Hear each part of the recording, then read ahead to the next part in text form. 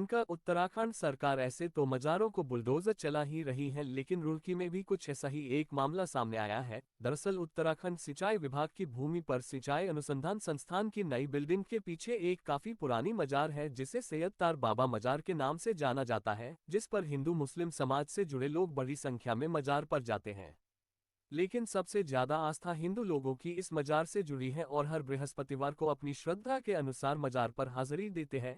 माना यह भी जाता है कि इस मजार पर आने जाने वाले लोग कभी निराश नहीं लौटते और सभी लोगों की मन्नतें पूरी होती है। लेकिन सिंचाई विभाग के फील्ड कर्मचारी महासंघ के प्रदेश अध्यक्ष सतपाल सैनी को इस मजार को अवैध बताया है।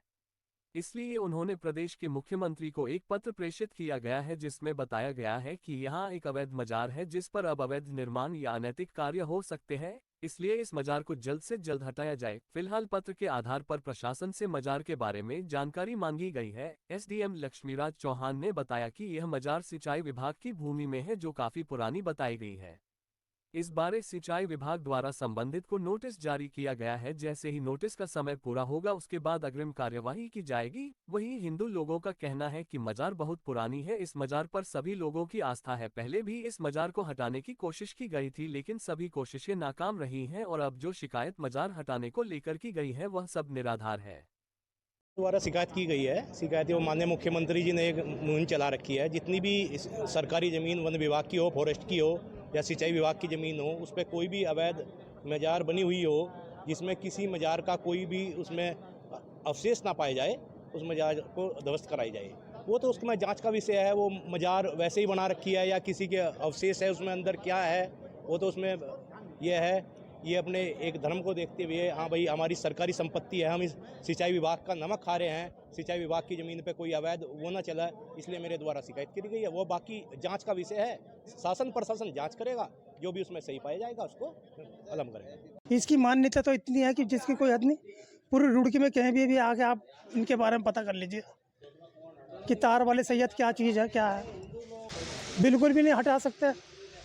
नाम चाहते हैं ना, रुड़की का कोई भी इंसान नहीं, कोई भी बंदा नहीं चाहेगा कि ये मजार हटे यहाँ से। अगर मजार हट गया तो फिर आप क्या करोगे? हम तो बहुत कुछ करेंगे, देखो जी उसके बारे में कह नहीं सकते। लेकिन पहली बात तो वहाँ पे कोई उंगली भी नहीं लगा सकता। वो पीर साहब ही अपना आप समझ लेंगे, उनकी इतनी पावर है।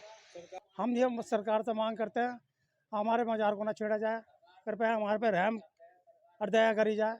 पीर साहब को बिल्कुल ना छेड़ा जाए। बिल्कुल सच्चे पीर है, किसी को नुकसान नहीं पहुंचाते, सबकी रक्षा करते हैं और सबके बच्चों का पालन पोषण से उनके द्वारा सब हुआ है। कोई नुकसान नहीं है इसको हटाने के लिए। हाँ, ये सब गलत है, बेहुदा। कई बार ऐसी शिकायतें आई हैं। एक बार जो है इरिगेशन के चीफ इंजीनियर साहब ने भी ऐसी कोशिश की थी। एक डायरेक्टर साहब आए थे, उन्होंने भी अपनी मुँह की खानी पड़ी। कभी वो कुछ नहीं, कबाल माका नहीं हो पाया। और भविष्य में भी हम यही कामना करते हैं, कभी उसका कुछ नहीं हो पाएगा, हमारी यही कामना है। और वो जितने भी शिकायतें सब निराधार हैं, सब निराधार हैं। नहीं, जो सिंचाई विभाग की ज़मीन पे जो मजार की बात है वो हमने चेक करवाया था, तो सिंचाई विभाग की ज़मीन पे एक मजार बनी हुई है। उस संबंध में सिंचाई विभाग के द्वारा संबंधित को नोटिस जारी किया गया है और जैसे उसका समय पूरा हो जाता है नोटिस का, उसके बाद देखते हैं उनका क्या रिप्लाई आता है। उसके बाद अगर वो नियम विरुद्ध उसका संचालन हो रहा होगा तो नियमानुसार जो कार्रवाई है वो की जाएगी। वो हम जांच के चेक करेंगे कि ऐसी क्या स्थिति है, लेकिन यदि वो अवैध संचालन हो रहा होगा सरकारी ज़मीन पे बना के अगर किया जा रहा होगा तो उसमें निश्चित तौर पे कार्रवाई की जाएगी।